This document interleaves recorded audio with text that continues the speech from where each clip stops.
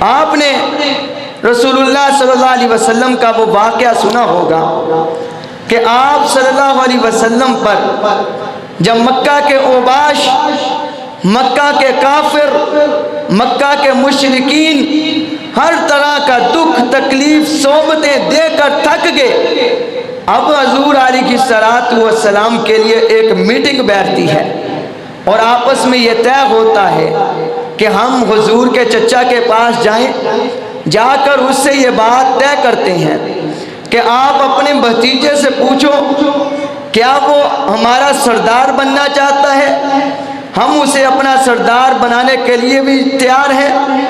آپ اپنے بھتیجے سے پوچھو کیا وہ مکہ کی کسی خوبصورت لڑکی سے نکاح کرنا چاہتا ہے، جس کی طرف وہ اشارہ کرے گا ہم اسی کے ساتھ پیغمبر علیہ السلام کا نکاح کروا دیں گے۔ آپ اپنے بھتیجے سے پوچھو کیا مکہ کی دھرتی کے اندر سب سے زیادہ وہ دولت مند ہونا چاہتا ہے، ہم اس شخص کو دولت مند بنا دیں گے، لیکن ایک کام ہے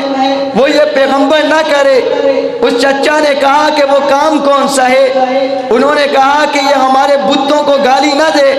یہ ہمارے بتوں کو برا بھلا نہ کہے، ہم اس کو جس طرح کی یہ خواہش کرے گا، اقتدار چاہے گا اقتدار دیں گے، سرداری چاہے گا سرداری دے دیں گے، دولت چاہے گا دولت دے دیں گے، عیش و عشرت چاہے گا عیش و عشرت دے دیں گے، دنیا کی جس چیز کی تمنا کرے گا ہم دینے کو تیار ہیں۔ وہیں پہ رسول اللہ موجود تھے۔